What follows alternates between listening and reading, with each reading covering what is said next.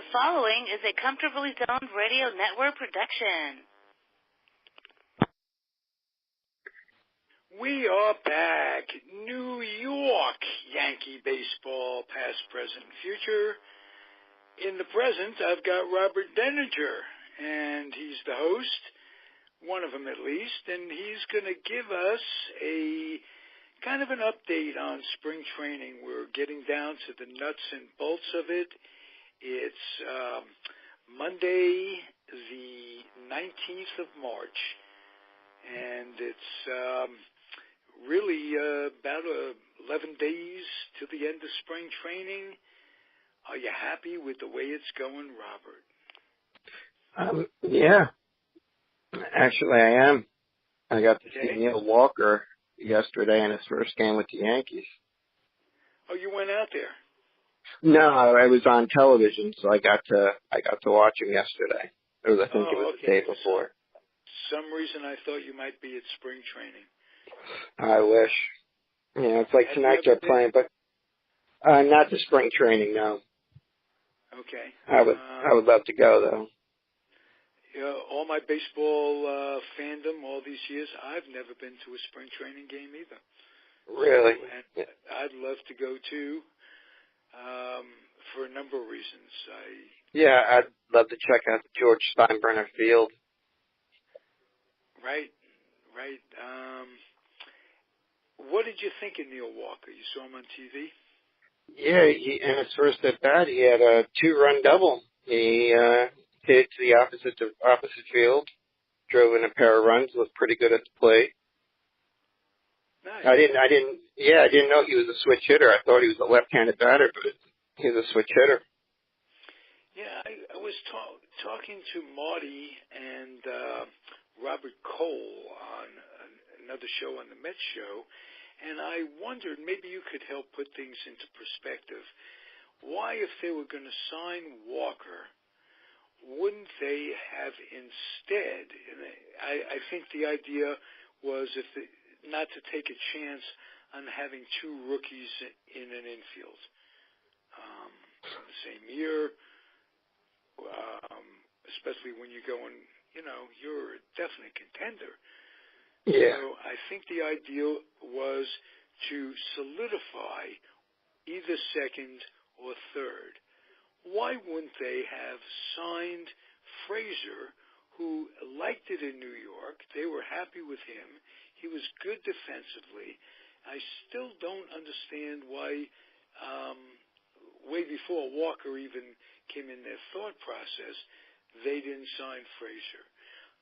The Mets got him at a good deal. I'm happy with that. Was it the length of contract? What was the story there? I know the Yankees were trying to re-sign Frazier, but for only 1 year, and he was looking for at least 2.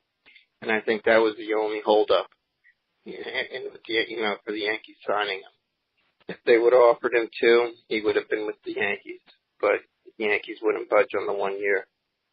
Okay, that makes sense to me, and I know they ended up getting Walker for the 1.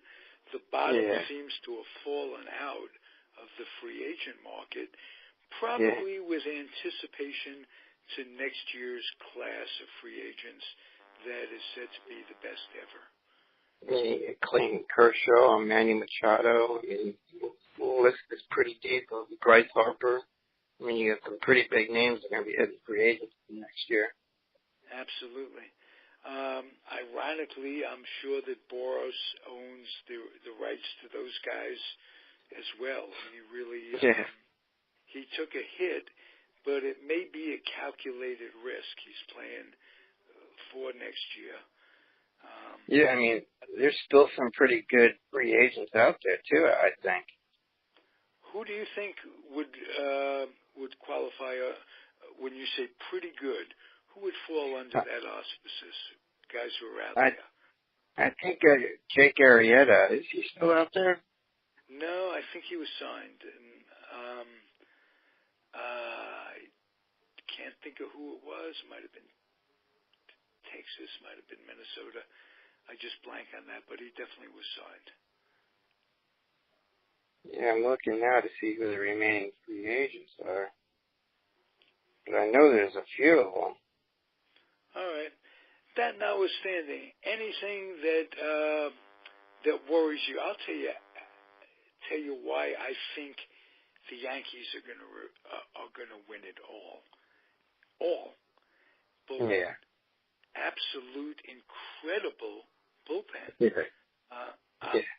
As deep as any bullpen going, and when you consider that they sacrificed Andrew Miller and still have that good a bullpen, and the prospects to go with them, I think that's what's going to do it for you. Is there any one? Now, I think if they're going to win, that's what's going to be the key to it. Oh, if yeah. they end up losing, I'll give you this scenario. They end up losing.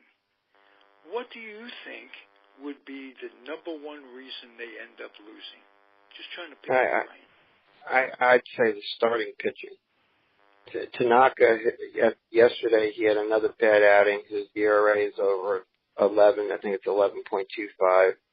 He gets a lot of swings and misses, but he misses on a lot of his pitches, and they tee off on him. I just hope he's working on a few things, and this is something that we have to look forward to the regular season. Hopefully he gets it all together. But, with Tanaka, and then, Sabathia is getting up there, and you need to worry about his right knee, and, can Jordan Montgomery take a next step? It comes down to starting pitching, staying healthy, I think. If they can stay healthy, give the Yankees 5 innings and go to their bullpen, I think they'll be all right. Okay. Again, with that strong a bullpen, you shouldn't have to worry. Conversely, the Mets are struggling in the bullpen in the spring, and their starting pitching is starting to really gel. So, yeah, Matt Harvey the other day had a good outing. Mats today had a terrific outing against Houston. Oh, really? Pardon? I didn't know that. Oh, I did not really. Yeah.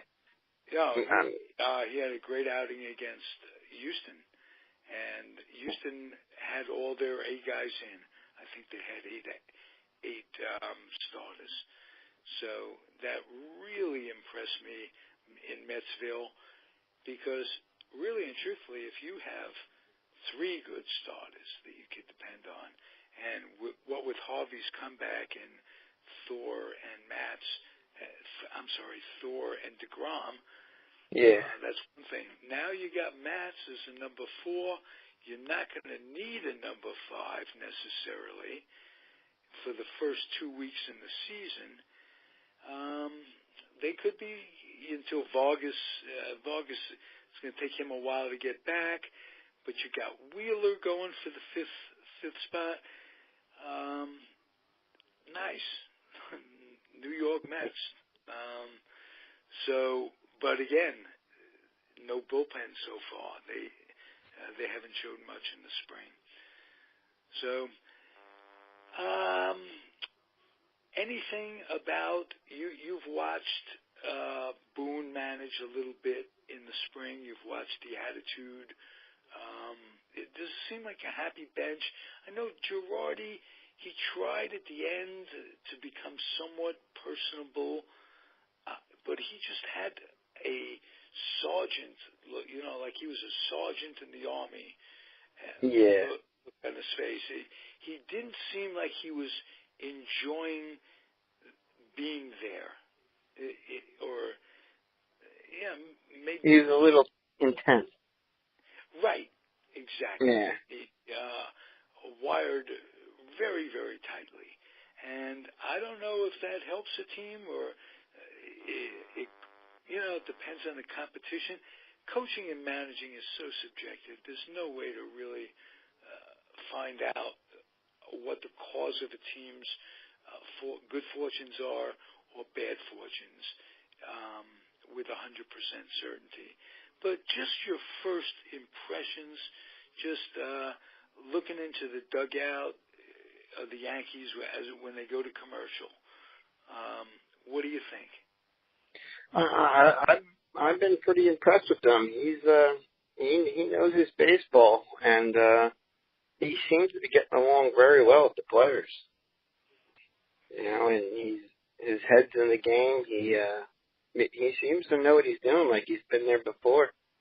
So it's a nice, pleasant surprise. Okay, did Girardi land on his feet? Did he get a job somewhere or doing something? I think he might have gotten a network job. Oh, I'm not 100% sure, but that's what I heard. well, just off the top of my head, he, like me, has a face for radio. I don't know. That could be a good thing. Nobody's ever come up to me and said, "Wow, a face for radio. I really like that." But he's definitely aged a little bit since managing the Yankees. The only guy that didn't age is Joe Torre.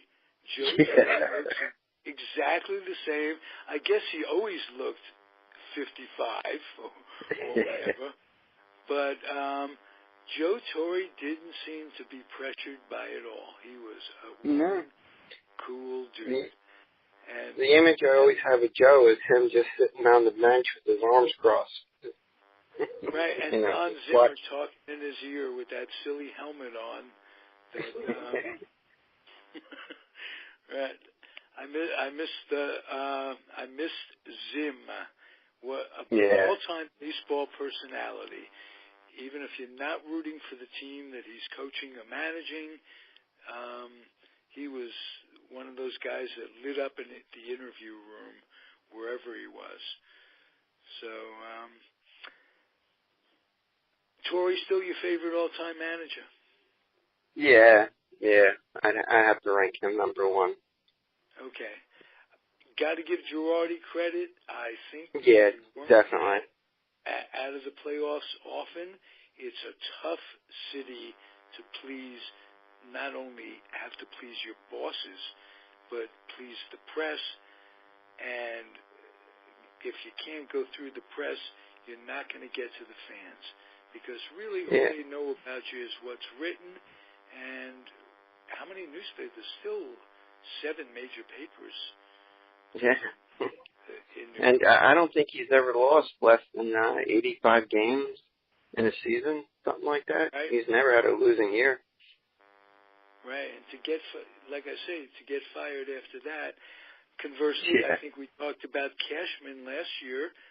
He lasted, and he's celebrated 20 years with the Yankees. That's some incredibility right there. He might as well just sign a lifetime contract. He was playing for George at the beginning, and again, Mattingly was out there a number of times, and he's still going to be the all-time fan favorite to take over as manager if the manager doesn't, if whatever manager that's in there isn't doing it. That's the way I look at it. And it's definitely something I'd like to see down the road.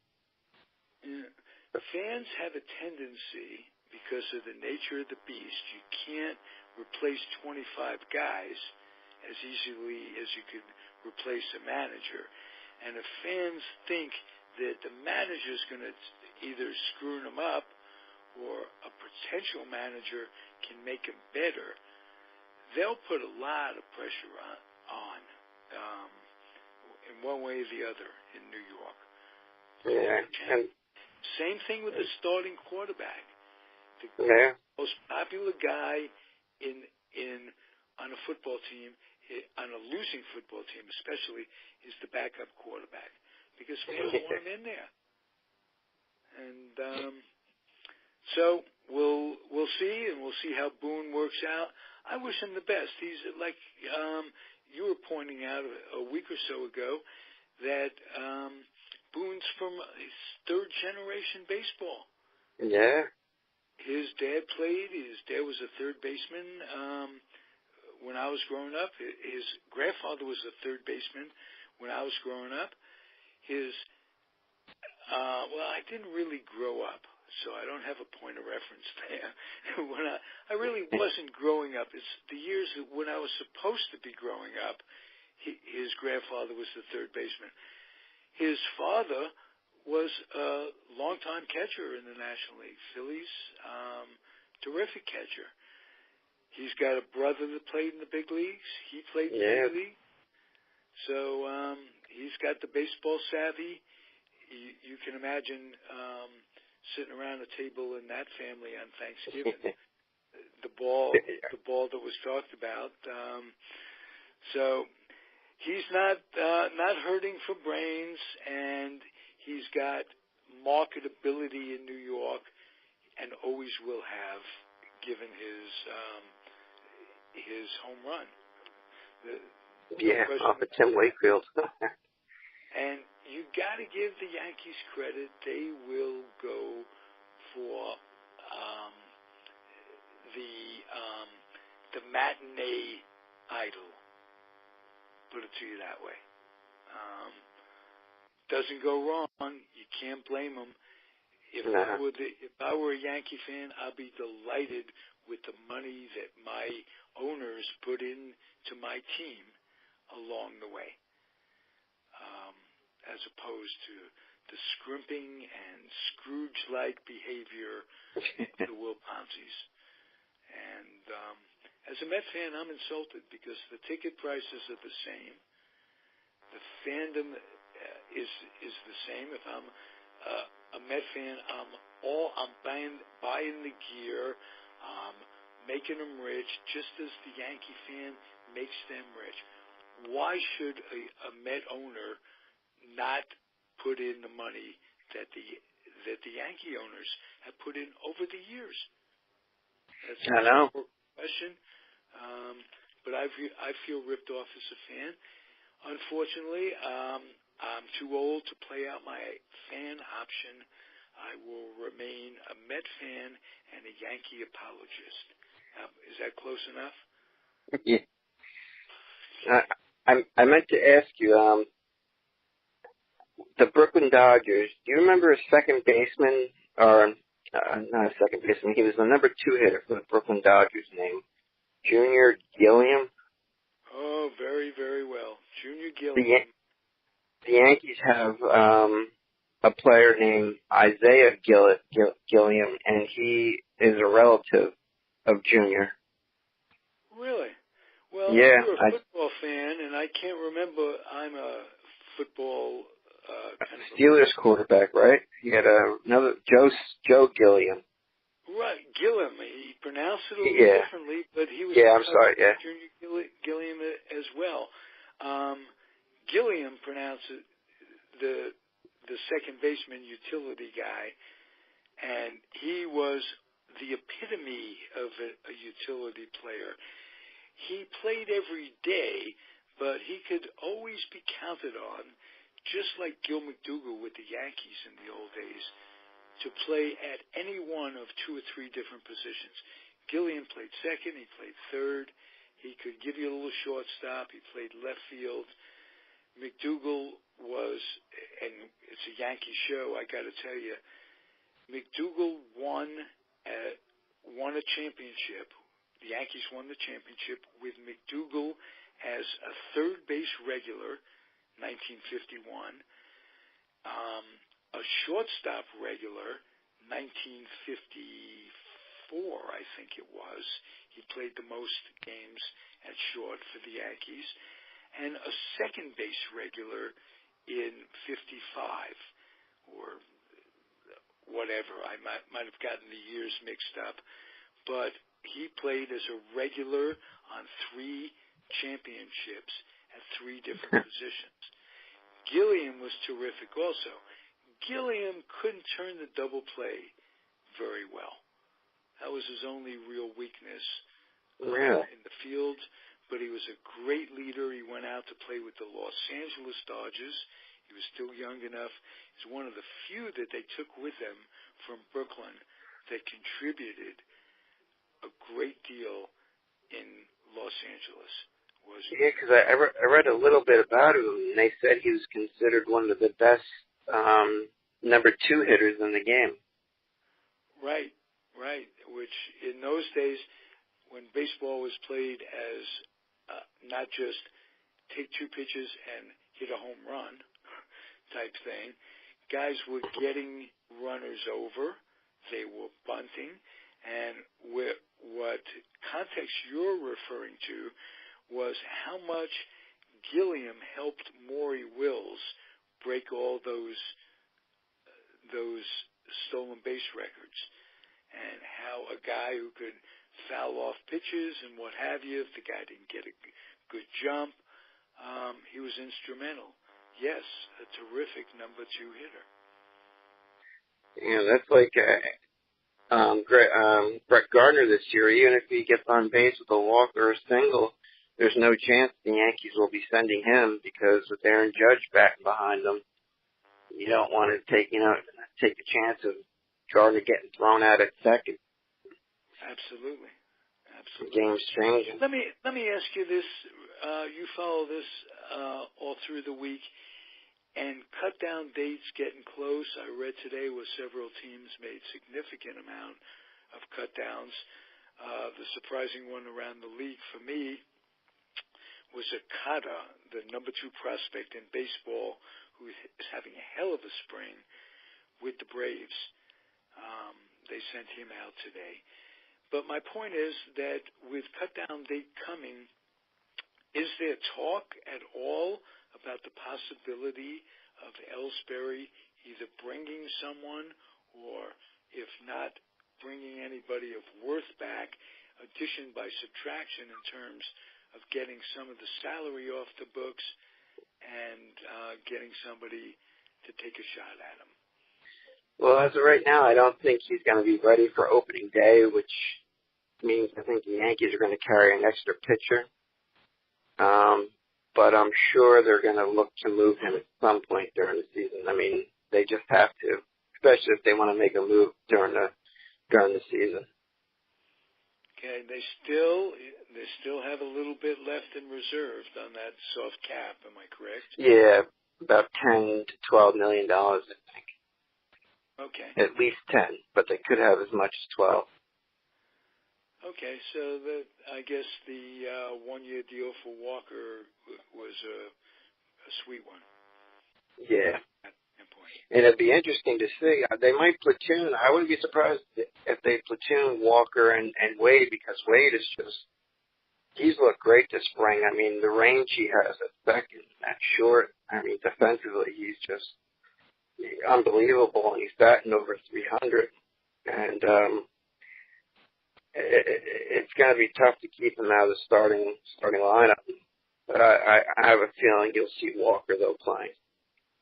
It gives the Yankees options, because if Ellsbury's not on the opening day roster, then you can always use Wade in the outfield if you needed to. It gives the Yankees a few different options. Now, you're looking at Hicks being healthy, am I correct? Yeah, fingers crossed that he can stay healthy. Right. Well, I'm sure every fan, every coach, every manager of every team in baseball is saying basically the same thing. Fingers crossed if we can stay healthy. And to me, it's not the one-loss record. It's how you get through it.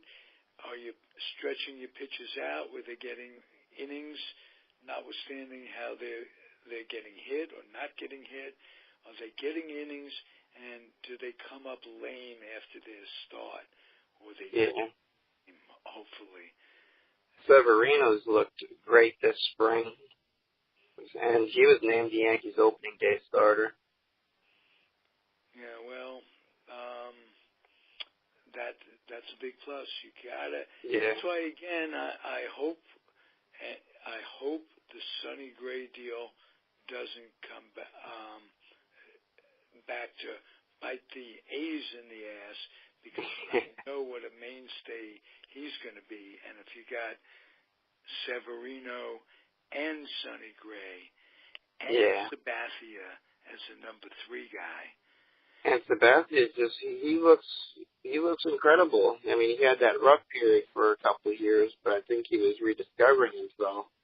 And now he's a pitcher. He had a knee problem too, and I think that's improved. So, yeah. but he's rediscovered himself. Bullpen they have, you get three terrific starters, and the bullpen they have, I think they'll be okay. And Sonny Gray has looked great this spring. He's got an ERA just above 2. I mean, he's looked good this spring. Well, with the A's, what they got for him, the future Mateo. And Mateo, the Yankees were high on him when he was with their minor league system. Very good infielder, a lot of potential. Well, the one and thing also, about Cashman, he'll give to get, and general managers are like that. They're not looking to screw people; they're looking to help themselves. Yeah. So let's see how it works out. Robert, thank you for a terrific analyzation. I'm very appreciative, and we'll catch up when we do. I want you to have a good week and a healthy one. You too, Ralph. All right. Catch you next week. Robert Deininger, New York Yankee baseball, past, present, future, comfortably zoned radio network. Adios, everybody. Good night.